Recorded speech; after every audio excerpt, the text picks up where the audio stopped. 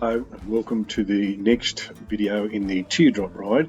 What I've done here is combine two clips, so the clip itself will run for about 20 minutes.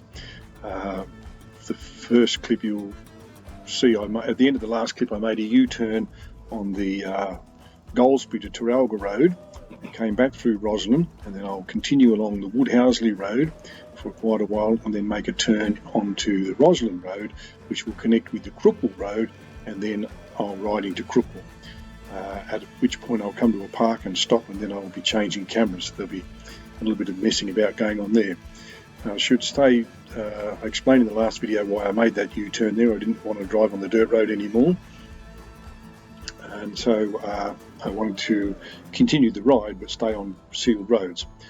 The Woodhouselee Road for the most part seems to be in pretty good condition, or is in pretty good condition. It's not a well-used road, there's not a lot of traffic goes on it, but at least it's all sealed, and there didn't seem to be too many potholes or patches on patches or things like that. Not a lot of markings on the road, which is a bit of a detriment, and there didn't seem to be too many of those guideposts on the side of the road. And I'm saying all of this because later on, when I turn onto the Roslyn Road, I thought that road was in very poor condition. It was very poorly maintained, and there were lots of places where there were potholes, and it was hard to find a line to ride on because the potholes were sort of spread all over the road, so you couldn't just say, well, I'll just stick on this particular path or this particular line and I'll avoid most of the potholes. They seem to be all over the place. But having said that, it's probably not a very well-used road. I think in riding down these couple of roads, you'll see that I'd probably pass 2 or 3 cars. And you'd only go down this road if you actually lived here. It's not like you'd say, well, I'll go here and take the scenic route, because the scenery is not all that different than if you went down the main road from from Crookwell to Goulburn. So I took it because it was a road I hadn't been on before and I just wanted to see it. But it's not any more scenic than the main road. There are no things to see. There's no villages or towns to stop in. There's no place to get coffee or fill up with fuel or any of those reasons. There's not a great deal of reason to actually go down the road in the first place. All of that said, I'll move on to talking about what I want to talk about this time. And in the last video, I talked about electoral donations to election campaigns. And I want to stress that what I said then, and the situations that I described were all perfectly legal. Whether that makes them right or not is a different matter, but they were perfectly legal. I wasn't suggesting anybody broke the law or did anything illegal. I was just stating a set of facts. Now, what I'm going to talk about today is to do with advertising and political advertising in particular. And I should state at the beginning that I'm not a lawyer. So what I know about advertising law and what I know about consumer law is only what I've learned from reading newspapers and listening to people talk about it. But let's start off with the idea that in advertising in Australia, there is a principle that says there should be truth in the advertising. In other words, if the product says it does something, it should do that thing. If a jug says it boils water, it should boil water. If a face cream says it plumps up your skin or smooths your wrinkles or whatever, it should do that. And that's why you'll see sometimes at the bottom of advertisements for things like face cream that, 7 out of 10 women surveyed said it made their skin feel plumper or something. They might have surveyed the women who actually work at the factory where they make the cream, but they've surveyed some people and they've got some data that says, we say this cream does this thing, and here are 7 out of 10 people who say it does do this thing for them. If Red Bull, for example, have to have a thing on their advertising that says drinking Red Bull won't make you fly, because their slogan is Red Bull gives you wings. And some people are stupid enough to think, well, if I drink Red Bull and jump off the fence, I'll be able to fly. So they've got to have that thing there as a safety protection for themselves. You might wonder why you haven't heard from the Trivago lady for a long time, and that's because Trivago are in court now, facing an enormous fine of something like $90 million because they claimed to find you the cheapest hotel room. What they did, in fact, was when you used Trivago to find a hotel room, the hotels that came up were the ones who had paid Trivago to make sure they were at the top of the list. They weren't necessarily the cheapest, they just paid Trivago a fee. And as a result of that, when you typed in hotel room in Goulburn, for example, or Canberra, wherever it was, those hotels came up first, and so you probably chose from them. Lorna Jean, who make activewear for women, were recently before the Australian Consumer and Competition Commission, the ACCC, in court because they claimed that their clothing had been treated with some chemical that that protected you against coronavirus. The claim was false and they knew it was false. They were asked to stop doing it and they did. Nevertheless, the ACCC took them to court and they were fined $5 million. Oscar Wiley, who is they dispense spectacles like Specsavers, but they're a bit more of an upmarket brand. They made a claim that out of so many pairs of frames that they sold, they would donate an amount of money to a charity. Over the period they claimed to donate to the charity, they sold millions of dollars worth of frames and made a piddling donation of less than several $1,000s. They were before the court as a result of the ACCC action and they were fined $2 million. So the point I'm making is that there has to be an element of truth in the advertising that advertisers use. The exception to this rule is political advertising. In other words, when politicians are seeking re-election, they can essentially say whatever they like about each other or about each other's policies, and whether it's true or not is irrelevant, and there is nothing to be done about it. Let me give you two simple examples. At the election the last election, the Clive Palmer party started, and this is not a shot at Clive Palmer, you know better or worse than anyone else, but the Clive Palmer party started a rumour, and in their advertising, that the Labor Party, if they were re-elected, were going to introduce a death tax. The Labor Party had never said such a thing. There were no documents anywhere that substantiated the claim. There was no evidence. There were no statements from any member of the Labor Party executive or the leadership. The claim could not be substantiated by any documentary evidence at all. But the Labor Party claims it had an impact on the election. The Liberal National Party were returned to office with a reduced majority, but the Labor Party claimed that advertising, which was false, had an effect on the outcome of the election. Now, that's not to say the Labor Party are not above doing it themselves, because when Malcolm Turnbull was Prime Minister and was seeking election, the Labor Party started a rumour, or as part of their advertising campaign, they claimed that if the Liberal National Party were re-elected, the government would privatise Medicare. The Labor Party had worked out that people love Medicare. They love the idea that they can go to the doctor and they just flash their green card or the business bulk bills and you don't have to pay the doctor, or you might only pay a small amount of money. So the Labor Party started this advertising that said the Liberal Party, if they were re-elected, would privatise Medicare. Malcolm Turnbull went on TV and said that wasn't so. He said there was no policy for such a thing, there was no discussion about such a thing, no plan had ever been talked about, there was no documentation anywhere that could be found that substantiated the claim. But the Labor Party ran that in what was called a scare campaign, and it had an impact on the election in that the Liberal National Party government that had been elected previously with Tony Abbott as the Prime Minister had a large majority, and that majority was reduced to, I think, 1. So both sides do it, and both sides are allowed to do it. In this case, both sides complained to the Electoral Commission, who said it's a political advert, they're allowed to do it, there's nothing we can do about it. They came to the Advertising Standards body, who said the same thing. We can control advertising for toothpaste, for jugs, for face cream, for jeans, for you name it, any other product. We can say to somebody, their advertising is false or it breaches the standards in some way or other, but we cannot do anything about political advertising. And there's a bit of a movement now to ask the question as to whether there ought to be truth in political advertising. So the principle of that is, ought you not to believe that if you see an ad on TV that says don't vote for the other guy because he or she will do this, that or the other, that is true and that can be proven to be true.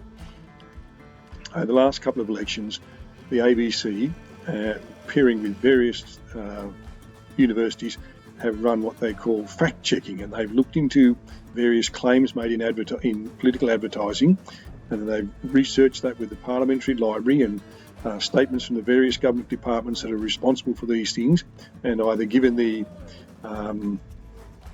statement true, partially true, or false. We ought to be in a position to believe that if a candidate for election says something about their opponent, or suggests to you not to vote for their opponent because their opponent's going to do something that will harm you, or harm your business, or harm your children's education, or something like that, that it can be shown to be true. And the reverse ought to be true. If you cannot substantiate something, if you cannot show that something is true, you ought not to be able to say it.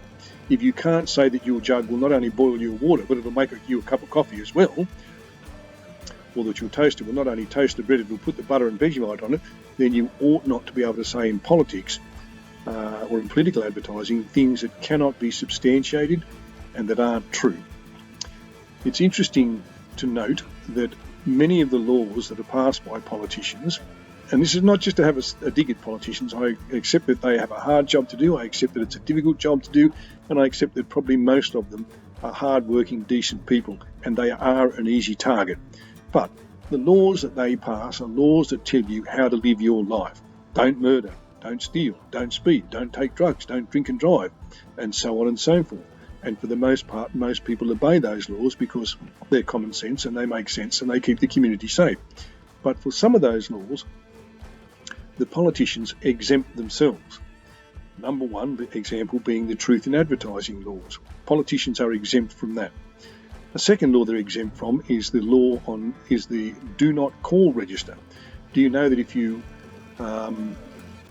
put your phone numbers on the do not call register so you don't get calls from telemarketers, politicians are exempt from that law on the grounds that they need to contact their constituents and call them and tell them about things they're doing. That may be the case, and there may be some reasons for that, but there also are reasons for people to say, I don't want to be interrupted by politicians while I'm eating my dinner. I don't want to be called by the Indian call centres to be asked if I want to change electricity providers. I don't want to be called by somebody doing a survey about something. I don't want to be called by the people who are doing comparisons about electricity or health insurance or whatever, and I don't want to be called by the politicians. And that's why I put my name on this don't call register, and I want people to abide by that. As I say, politicians don't have to do that. They also don't have to abide by what is known as the Spam Act. You know what spam is, you get in your email all the time. You also get bunches of unsolicited messages on your phone all the time. And again, politicians have carved out for themselves the right to access the public register of all mobile phone numbers and landline phone numbers in Australia on the grounds that they need to contact their constituents or people in their electorates and send them messages. And maybe you could make an argument for that. But you could also ask yourself why it is, for example, and I'm just using this as an example because it's happening at the moment, why Clive Palmer and his party are able to send messages to me when I live in Goulburn, when he doesn't live in Goulburn, he doesn't live in New South Wales, and to the best of my knowledge has nothing to do with anything associated with New South Wales at the moment. And I haven't asked him to send me messages. I haven't expressed any interest in anything he has to say. I haven't communicated with him in any way. And I'm sure you're all in the same, I'm not spinning myself out as a saying, and I'm having terrible time. I'm saying, I'm using myself as an example because I'm sure lots of other people are receiving the same sorts of messages. So simple principles that ought to apply here are, if there is a don't call register, it applies equally to everybody, be you a politician or not. If you don't want to be called by the gas company or the electricity company or the people doing health insurance comparison, you don't want to be called by a politician. You've put your name on that register for a good reason. If you've given your mobile phone number to a person who's conducting a business, it ought to be the case that they don't pass it on to anyone else and that anybody else isn't able to access your mobile phone number or your landline number and call you with things and talk to you about things that you haven't wanted to talk to them about. More important, as I said at the beginning of this, it ought to be the case that politicians and political parties, when they're mounting advertising campaigns for re-election, ought to be required to tell the truth. The things that they say about each other ought to be based on the policies that have been announced by each party or by the candidate, have been announced as these are things we will do if we are elected, and the things that you say ought to be true and ought to be demonstrably true by saying, well, here's a document where it's been said, or here's the person saying this thing in a news conference or in some other venue, or some other place where they've spoken, they've given a speech or something like that. Those seem to me to be reasonable and simple matters that could be addressed, and politicians might argue that it might make their job harder or it might make it harder for them to do their job and to be re-elected. But being re-elected ought not to be a simple matter of snapping your fingers. It ought to be a job you have to work at. Being re-elected ought to be something that is difficult. It ought to be something that you have earned the public trust with, that you've earned the right to hold a particular seat or a particular electorate because you've done all the things that you're supposed to do as a Member of Parliament, and people say you are worthy of being returned. It ought not to be the case that you can simply tell lies about your opponent or about your opponent's party or about things that they say they might be going to do, and then on that basis be re-elected. All right, well, I'll move on and I've just ridden into Crookwell now. That's a town of about 3,000 or 4,000 people that's about 40 kilometres west of Goulburn. There are a primary school and a high school, a bunch of shops you've probably seen as we went down the main street there. There's a Catholic high school as well. There are churches. There's no main supermarket, but there are, sufficient shops for people to be able to do their grocery shopping and so on. And I'm going to take a right-hand turn at the end of the main street of Crookwell and then right out of the town on the road towards Terralga. But I knew at this point that the battery in the camera was running low, and so I pulled over at a park, which will come up in about 3 or 4 minutes. So, to be said, I'm just coming down the main street of Crookwell now.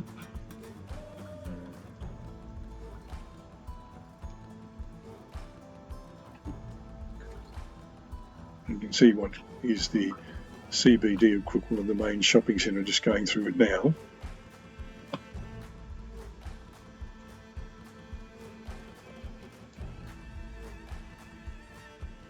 If you continue on this road, it'll take you through to Tuina, I think is probably the next place, and then on to Bathurst.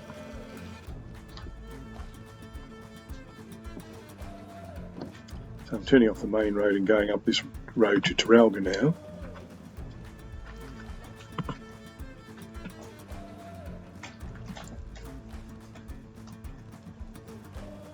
And I knew that the battery in the camera that I'd been using at this point was running low, only has a life of about an hour.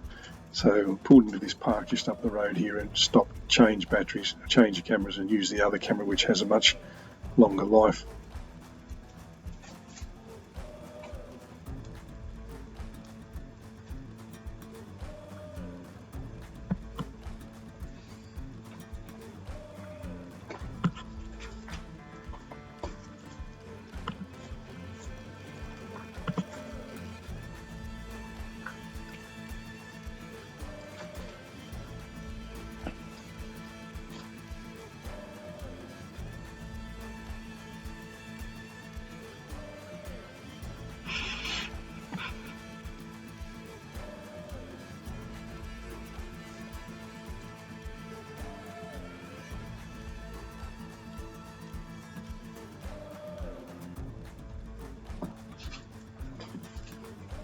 There's a park here on the left-hand side of the road here. There's a skate park and there's a walking trail and some outdoor fitness equipment.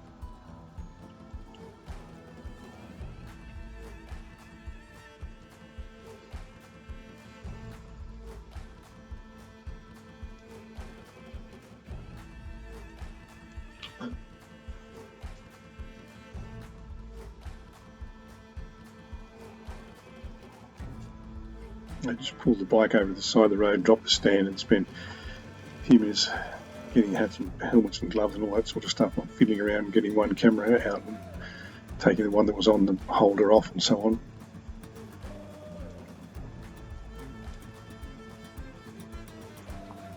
The video is about to come to an end, so I'll say thank you once again for watching.